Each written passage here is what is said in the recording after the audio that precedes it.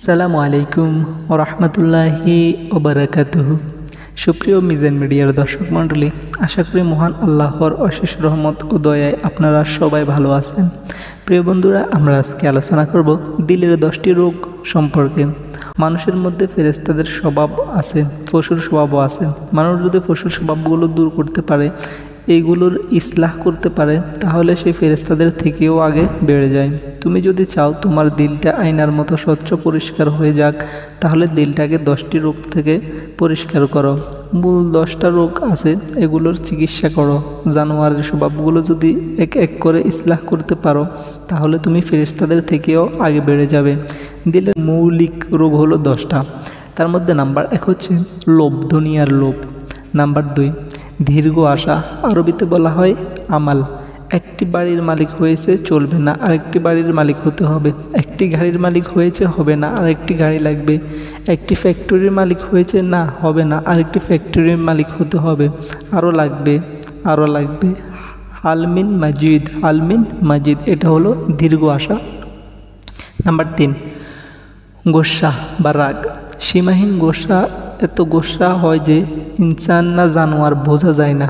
এক সাহাবী রাসূলুল্লাহ সাল্লাল্লাহু আলাইহি ওয়াসাল্লামকে বললেন, আল্লাহ রসুল, আমাকে কিছু উপদেশ দিন। রাসূলুল্লাহ সাল্লাল্লাহু আলাইহি ওয়াসাল্লাম বলেন, গোসা করবা না। সে আবারও বলল, আল্লাহর রসুল, আমাকে আরেকটি নসিহত করুন। রাসূলুল্লাহ সাল্লাল্লাহু আলাইহি ওয়াসাল্লাম আবারও বললেন, গোসা ত্যাগ করো।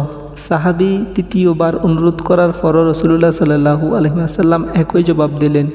তো যতবারই সাহাবী নসিহত কথা বলছেন, রাসূলুল্লাহ সাল্লাল্লাহু আলাইহি ওয়াসাল্লামের একই কথা বলেছেন, গোসা ছাড়ো, গোসা ছাড়ো। নাম্বার 4 চতুর্থ রোগ মিথ্যা বলা। মিথ্যা তো এখন অভ্যাস হয়ে গেছে আমাদের। আমরা কথায় কথায় মিথ্যা বলি, মিথ্যার আশ্রয় নেই। নাম্বার 5 গীবত। এটা তো এখন গীবাত হয়ে গিয়েছে। নুরিয়া মাদ্রাসায় আমি যে কামরার ছিলাম, সেখানে লিখে রেখেছিলাম গীবত মুক্ত এলাকা। তা এমন জায়গায় লাগিয়ে রেখেছিলাম যেন সবার নজরে পড়ে। এর মানে এখানে গীবত করা যাবে না। এখানে এমনভাবে বসতে হবে যে নিজেও গীবত করতে পারবে না, আরেকজনের গীবতও শুনতে পারবে না। কোরআন মাজিদে আল্লাহ তাআলা বলেছেন, তোমরা কি মৃত ভাইয়ের গোশত খেতে পছন্দ করবে? তো গীবত হলো মৃত ভাইয়ের গোশত খাওয়ার মতো। গীবতকে যেন আমরা গীবাত মনে না করি। সকাল সন্ধ্যা সারাদিন আমার সামনে কেউ যেন একটা গীবতও করতে না পারে। আমার সামনে কেউ গীবত করলে তাকে বলবেন, আমি নিয়ত করেছি গীবত করব না, দোয়া করবেন আমি যেন গীবত না করি, কারো গীবত না শুনি। এভাবে আস্তে আস্তে গীবত দূর হয়ে যাবে ইনশাআল্লাহ। নাম্বার 6 কৃপণতা। কৃপণতা কারিমায় একটি পংক্তি আছে। শেখ সাদি রহমতুল্লাহ আলাই বলেন, বখিল কৃপণ যত বড় দরবেশই হোক, হাদিস বলে সে জান্নাতে যেতে পারবে না।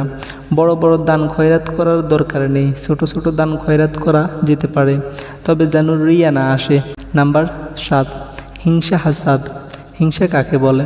কারো মধ্যে কোনো গুণ দেখে এই কামনা করা যে এটা নষ্ট হয়ে যাক, এটা হলো হিংসা। আর এই আশা করা যে তার মধ্যে যে গুণ আছে থাকুক, তবে আল্লাহ আমাকেও তা দান করো।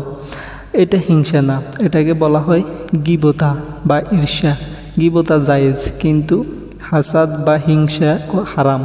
হাদিস শরীফে আছে, হিংসুক জান্নাতে যাবে না। নাম্বার 8 রিয়া, অর্থ লোক দেখানো। মানুষে দেখুক। মানুষের সামনে নামাজ পড়ার সময় যদি নিয়ত করি যে মানুষের দেখুক, তাহলে এটা হবে রিয়া। এর চিকিৎসা হলো, যে কাজে রিয়া আসে তা মানুষের সামনে বেশি বেশি করা। তাহলে দেখা যাবে কাজটা অভ্যাসে পরিণত হয়ে গেছে। আর অভ্যাস হয়ে গেলে তখন আর রিয়া থাকবে না। কাজটা থাকবে কিন্তু রিয়া থাকবে না। নাম্বার 9 কিবর। কিবর মানে হচ্ছে অহংকার, নিজেকে বড় মনে করা। এর চিকিৎসা হলো নিজেকে সব সময় ছোট মনে করা। হাকিমুল উম্মত হযরত থানবী রহমতুল্লাহ আলাই কুকুর, বিড়াল ইত্যাদি পানির নাম নিয়ে নিয়ে বলতেন, আমি এগুলোর চেয়েও খারাপ, আরও খারাপ। কিবর যদি আসতে চায় তাহলে চিকিৎসা করতে হবে। নাম্বার 10 কিনা। কিনা কাকে বলে? এটাও হিংসার কাছাকাছি। মনে মনে জ্বলতে থাকা যে এই গুণটা তাকে কেন দেওয়া হলো, সে কেন এই জিনিসের মালিক হলো, এই এলেম তাকে কেন দেওয়া হলো, ইত্যাদির নাম হলো কিনা। এগুলো হলো রুহানি রোগ। রুহানি রোগ তো অনেক আছে, তবে এই 10টা হলো মূল। এই 10টা রোগের চিকিৎসা করলে আল্লাহ তাআলা অন্যান্য সমস্ত রোগ থেকে মুক্তি দিবেন ইনশাআল্লাহ। আর তখন নয় মানুষ ফেরেশতাদের থেকেও আগে বেড়ে যাবে। প্রিয় বন্ধুরা, এই ছিল দিলের 10টি রোগ সম্পর্কে আজকের ভিডিও। এতটুকুই। আসসালামু আলাইকুম ওয়া রাহমাতুল্লাহি ওয়া বারাকাতুহু।